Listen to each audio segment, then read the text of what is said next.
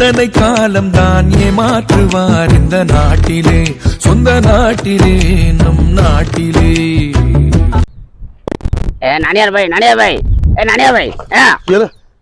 அறிவு கட்ட பையல எப்ப பார்த்தாலும் இப்படிதான் ஒரு திகிலோட பரபரப்பா வரியடா.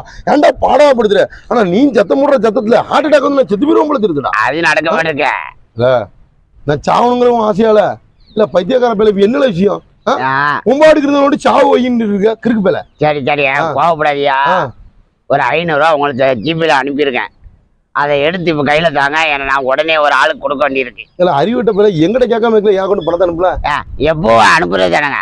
எப்போ அனுப்புறது? இல்ல எப்போ அனுப்புறது? சரி இப்ப அக்கௌண்ட் ஃப்ரீஸ் ஆயிருக்கா தெரியுமா தெரியாதல? ஃப்ரீசர் ஆயிருக்கோ ஏசியா இருக்கோ அதெல்லாம் எனக்கு தெரியாது. 500 ரூபா எடுக்க முடியுமா இல்ல காத்த கடிச்சு போடுவேன்? காத்த கடிச்சு விடுவியா? ஐயோ போல நான் 500 ரூபா தந்துறேன்டா பேதியில தாங்க சாவடிக்காடா. சரி நனியர் பாய் 500 ரூபா தாரன்னு சொல்லிட்டியா? ஒளிஞ்சு போங்க. ஒளிஞ்சு போங்க. ஏன்னா இப்ப ஃப்ரீசர்ல 2 ரூபா வச்சிருக்கியா? ஃப்ரீசர்ல நான் எங்கடா? ஃப்ரீசர்ல வந்து ஜூஸ் வைப்பா, பழங்கள் வைப்பா, இல்ல காய்கறி வைப்பா. ரூபா கொண்டு யாரா வைப்பாளாங்க? அறிவிட்டவன கிறுக்கிற மாதிரி பேச வாந்திலவ. ஃப்ரீஸ் அப்படின்னா அதை உரைய வைக்க, அதாவது அந்த பணத்தை எடுக்க முடியாத அளவுக்கு லாக் பண்றது. அது ஒரு வகையான லாக்கு, அது பேங்க்ல பண்றது. ஓகேவா? ஃப்ரீசர் ஏசி ஈஸி ஒன்னு இளவும் தெரியாம வேண்டா பாடாப்படுறது. எனக்கே அறகுற இங்கிலீஷ், நீ வேற சாவடிக்கிறிய. இல்ல போன வாரமே ஒரு வீடியோ போட்டேன். இந்த ஐஓபி பேங்க்ல வந்துட்டு அக்கௌண்ட்டை ஃப்ரீஸ் பண்றாங்கன்னு. இதனால நிறைய பேர் பாதிக்கப்பட்டிருக்காங்க. இது குறித்து வந்துட்டு நம்ம ஐஓபி பேங்க்ல போய் விளக்கம் கேட்க போனா அவங்க நாங்க மெயில் அனுப்புறோம் சொல்றாங்க. இது ஒரு ஆளுக்கு 2 ஆள் கிட்டத்தட்ட 100கணக்கான பேருக்கு அந்த அக்கௌண்ட் ஃப்ரீஸ் ஆயிருக்கு. சரி என்ன காரணத்தாலதான் ஃப்ரீஸ் பண்றாங்க அப்படின்னு பார்த்தா எனக்கு ஒரு காரணம் சொன்னாங்க. என்ன அப்படின்னு பார்த்தோன்னா கொஞ்சம் பாரு, எனக்கு ஒரு காரணம் சொன்னாங்க. அது என்ன காரணம் அப்படின்னு பார்த்தோன்னா பஞ்சாப் மாவட்டம் இருக்குல்ல பானிபட்டு, இல்ல அறிவிட்டவன அங்க உள்ள எவனோ ஒரு பைத்தியக்காரன் என் அக்கௌண்ட்டுக்கு 815 ரூபா அனுப்புறானா. அதனால என் அக்கௌண்ட் சைபர் கிரைம் வந்து பிளாக் பண்ணிருக்காங்களா. அது குறித்த டீட்டெயில நான் சைட்ல கொடுக்குறேன் பாரு. அதாவது பஞ்சாப் மாவட்டம் பானிபட்ல அக்கௌண்ட் வந்துட்டு ஃப்ரீஸ் பண்ணிருக்காங்க. 815 ரூபா அக்கௌண்ட்ல கிரெடிட் ஆகல. இது என்ன காரணம் என்னன்னு யாரு என்னன்னு தெரியல. பஞ்சாப் நமக்கு தெரிஞ்சவங்க ஒரு பொம்பளை அழுகுறா. அதாவது வந்துட்டு என்னோட அக்கௌண்ட்ல வந்துட்டு மகளிர் உரிமை தொகை வரும், அப்புறம் அந்த என் பையன் யாராவது பணம் போட்டுட்டு அதுல வரும் வைக்கும், அதுக்குதான் அர்ஜென்ட்டுக்கு அக்கௌண்ட் வச்சிருக்கேன். எனக்கு வந்துட்டு 217 ரூபா, வெறும் 217 ரூபா என் அக்கௌண்ட்ல கிரெடிட் ஆயிருக்கான். அவங்களுக்கு எங்க இருந்து வந்திருக்குன்னா வந்துட்டு எங்க மகாராஷ்டிரா மாநிலத்துல இருந்து வந்திருக்கான். 217 ரூபா எவனோ ஒருத்தர் மகாராஷ்டிரா மாநிலத்துல இருந்து போட்டு விட்டதுனால அந்த அக்கௌண்ட் இந்த மாதிரி வந்துட்டு ஒவ்வொரு ஆளுக்கு ஒவ்வொரு காரணங்கள். மகாராஷ்டிரால இருந்து, பஞ்சாப்ல இருந்து, உத்தரப்பிரதேஷ், மத்திய பிரதேசல இருந்து, எங்கெங்கெல்லாமோ வடக்குல இருந்து ஏதோ ஒரு பணம் ஒரு தொகை வந்து விழுது. அது யாரு கேட்டாங்க கேட்கறேன். இதை கொண்டு போய் பேங்க்ல போய் கேட்க நாங்க என்ன சார் செய்வோம் அப்படின்னு அலட்சியமா பதில் சொல்றாங்க. மெயில் போடுறோம், எப்ப போய் கேட்டாலும் மெயிலுன்னு சொல்லிட்டு இருக்காங்க. சரி ரைட் அப்படின்னு சொல்லி திருநெல்வேலி மாவட்டத்தோட சைபர் கிரைம்ல போய் நம்ம கம்ப்ளைண்ட் பண்றதுக்கு போனா அவங்க ஒரே வார்த்தையில சொல்லி முடிச்சிடறாங்க. அதாவது தமிழ்நாட்டுக்குள்ள ஏதோ ஒரு மாவட்டமா இருக்கட்டும், அதாவது திருச்சியா இருக்கட்டும், திண்டுக்கல்லா இருக்கட்டும், இல்ல வந்துட்டு சென்னையா இருக்கட்டும், இப்ப எங்கேயாவது ஒரு இடத்துல சைபர் கிரைம் லாக் பண்ணானா நாங்க அது என்னன்னு காரணத்தை கேட்டு உங்கள்கிட்ட ஒரு லெட்டர் எழுதி வாங்குவோம். இந்த மாதிரி வந்துட்டு எனக்கு இந்த இதுக்கு சம்பந்தம் எழுதி வாங்கிட்டு ஆதார் கார்டு பான் கார்டு வாங்கி ஓப்பன் பண்ணி விட்டுருவோம்.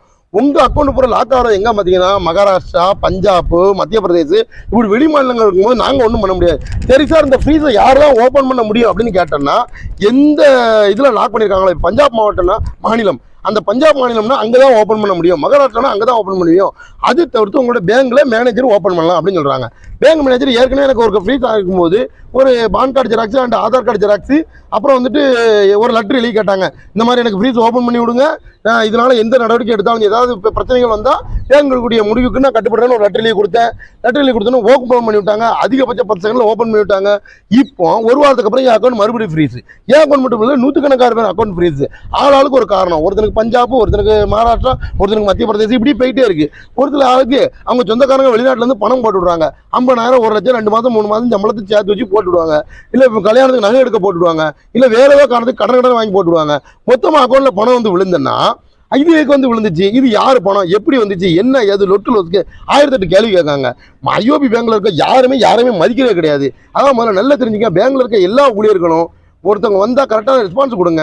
ஐஓபி பேங்கோட நிர்வாக திறமையை வந்துட்டு முற்றிலுமா சேல வந்து விட்டது அப்படின்னு நான் சொல்றேன்.